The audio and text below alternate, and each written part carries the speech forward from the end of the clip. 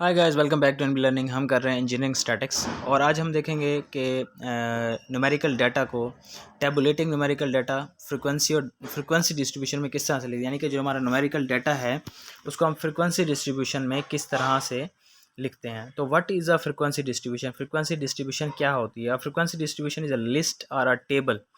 Data को किसी list या टेबल की फॉर्म में लिखना फ्रीक्वेंसी डिस्ट्रीब्यूशन कहलाता है। Containing class grouping ranges with in which the data fall. तो इसमें हम क्या करते हैं कि जो भी हमारे पास डाटा होता है उसकी हम कुछ ग्रुप्स बना लेते हैं, कुछ क्लासेस बना लेते हैं। एक रेंज के अंदर जो है हम उसकी क्लासेस बना लेते हैं। ये आगे हम एग्जांपल देखेंगे जिसमें हमें ये बिल्कुल क्लियर हो जाएगा। And the corresponding frequencies with which data fall with in each group and categories. तो उसके बाद हम क्या करते हैं, उसकी फ्रिक्वेंसीज देखते हैं। यानी कि फ़र्ज़ करें 10 से 20 के दरमियान जो है कितने वर्ड्स आ रहे हैं या कितने डिजिट्स आ रहे हैं, वो इसकी क्या हो जाएगी, फ्रिक्वेंसी हो जाएगी। आगे हम एग्जांपल में इसको देखेंगे। Why use a frequency distribution. Frequency distribution को हम क्यों इस्तेमाल करते हैं? It is a way to summarise numerical data. ये न्यूमेरिकल डाटा को समराइज़ करता है। It condenses the raw data into a more useful form. तो क्योंकि जो रॉ डाटा होता है उससे हम कोई आउटपुट या यूज़फुल काम नहीं ले सकते। तो इसको हम क्या करते हैं, यूज़फुल काम लेने के लिए हम इसको टेबल की फॉर्म में जो है वो रिप्रेजेंट कर देते हैं। It allow for a quick visual interpretation of the data. तो इससे क्या होता है, हमें एक क्विक विजुअल मिल जाता है इंटरप्रिटेशन ऑफ द डाटा। और उसके अलावा class interval and class boundary. Each class grouping has the same width. यानी कि जो भी आपने क्लास ग्रुप सेट करना है, यानी कि अगर आपने 10 से 20 करना है तो आपको 20 से 30 करना पड़ेगा। 10 का गैप है तो सब में 10 का गैप आना चाहिए। जो भी आप इंटरवल सेलेक्ट कर रहे हैं, यानी कि 5 से 10, 10 से 15, सब में 5 का हो या सब में 10 का हो। तो विड्थ या इंटरवल निकालने का फार्मूला है range dividing by number of desired class grouping. Usually at least 5, कम से कम आप 5 ग्रुप या 5 क्लासेस ले सकते हैं, ज़्यादा से ज़्यादा 15 ग्रुप्स ले सकते हैं। Class boundaries never overlap. Class boundaries जो है वो ओवरलैप नहीं होनी चाहिए। Round up the interval width to get the desirable end point. यानी कि अगर आपने कोई क्लास इंटरवल निकाला है जो कि 9.2 या 9 आ रहा है, 9.2 आ रहा है, तो आप उसको 10 कर सकते हैं या 9 कर सकते हैं। राउंड ऑफ करके आप जो है उसको टेबल की फॉर्म में लिख सकते हैं। आगे हम एग्जांपल देखेंगे तो हमें क्लियर हो जाएगी। देखें जी, एग्जांपल है जिसमें एक manufacture of insulation randomly select 20 winter days. कुछ टेम्परेचर्स का डाटा दिया हुआ है जो कि आपके सामने है। अब हमने क्या करना है सबसे पहले डाटा को तरतीब के साथ लिखना है। पहले छोटे से स्मॉलेस्ट टू लार्जेस्ट हमने डाटा को तरतीब में लिख दिया। अब हमने रेंज निकाल लेनी है। रेंज क्या करेंगे, जो मैक्सिमम नंबर होगा और जो मिनिमम होगा उसको आपस में माइनस कर देंगे तो 46 रेंज आ जाएगी। Select number of classes. तो फिर हमने नंबर ऑफ़ क्लासेस जो है वो सिलेक्ट करनी है। फ़र्ज़ करें कि आप कम से कम 5 और ज़्यादा से ज़्यादा 15 ले सकते हैं। Compute class interval.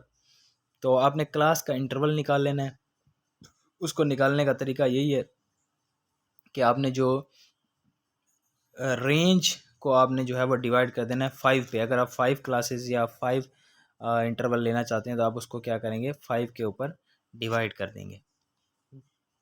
इसी तरह डिटरमाइन क्लास बाउंड्रीज। क्लास की बाउंड्रीज़ को जो है आपने डिफाइड कर लेना है।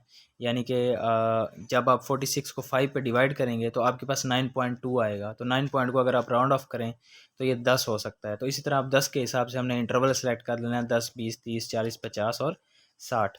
इसी तरह हमने मिड पॉइंट्स निकाल लेने हैं। मिड पॉइंट्स निकालने का तरीका ये होता है कि जैसे 10, 20, 30, 40 लिखा हुआ है तो 10 और 20 इसको जमा करें तो 30 होता है, इसको डिवाइड कर दें तो 15 हो गया। इसी तरह 20 और 30 को आप डिवाइड करें 50, 50 को 2 पर डिवाइड करें 25। तो इस तरह इसने मिड पॉइंट निकाल लिए हैं तमाम के। तो जब हम इसको टेबल की फॉर्म में लिखेंगे तो मज़ीद आपको समझ में आ जाएगी। Count observation and assign to the classes.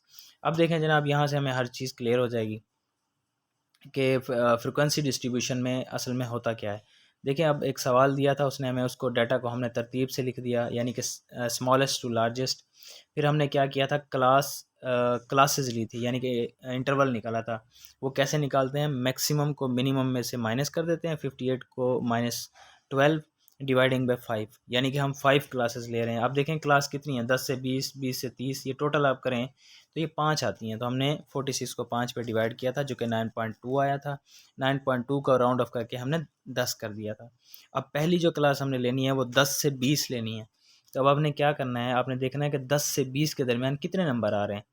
अब देखेंगे 10 तो है नहीं इसमें, 12 है, 13 है, 17 है। तो आप देखें कि 12, 13, 17 3 आ गए। 10 से 20 के दरमियान डाटा में 3 डिजिट्स आ रहे हैं, तो इसकी फ्रिक्वेंसी कितनी हो गई? 3 हो गई। इसी तरह 20 से 30 के दरमियान अगर आप काउंट करें तो 20 से 30 के दरमियान 6 डिजिट आएंगे। 30 से 40 के दरमियान 5 आएंगे। 40 से 50 के दरमियान 4 आएंगे और 50 से 60 के दरमियान 2 आएंगे।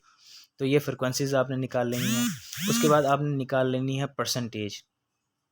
परसेंटेज को आपने किस तरह, रिलेटिव फ्रिक्वेंसी निकाल लें या पहले आप परसेंटेज निकाल लें। अगर आपने परसेंटेज निकालनी है तो आपने सिंपली क्या करना है कि आपने जो टोटल आपकी क्लासेस हैं उसको आपने फ्रिक्वेंसी के साथ मल्टी करें, यानी कि हमारी जो टोटल क्लासेस हैं वो 5 हैं। तो आपने क्या करना है, फ्रिक्वेंसी में सबसे पहले 3 है, 3 को 5 से मल्टीप्लाई किया, कितना आया? 15। तो परसेंटेज कितनी हो गई? 15।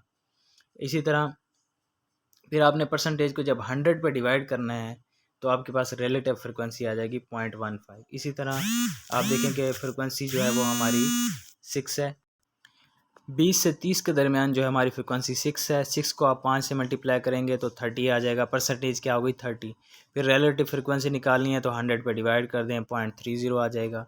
इसी तरह 30 और 40 के दरमियान जो हमारी फ्रिक्वेंसी है वो 5 है। 5 को आप 5 से मल्टीप्लाई करें तो 25 आ जाएगा। फिर उसको 100 पे डिवाइड करें, 0.25 आ जाएगा। और 40 से 50 के दरमियान फ्रिक्वेंसी 4 है और रिलेटिव फ्रिक्वेंसी 0.2 और परसेंटेज 100। 4 को आप 5 से मल्टीप्लाई करेंगे 20 आ जाएगा। 20 को फिर 100 से डिवाइड करेंगे तो 0.2 आ जाएगा। इस तरह आपने तमाम फ्रिक्वेंसीज निकाली, रिलेटिव फ्रिक्वेंसी और परसेंटेज। परसेंटेज को आप ऐड करेंगे तो 100 आएगा और रिलेटिव फ्रिक्वेंसी को ऐड करेंगे तो 1 आ जाएगा और फ्रिक्वेंसी को ऐड करेंगे तो 20 आ जाएगा। तो ये था हमारा फ्रिक्वेंसी डिस्ट्रीब्यूशन। अगले लेक्चर में हम देखेंगे कि कम्युलेटिव फ्रिक्वेंसी डिस्ट्रीब्यूशन क्या होती है।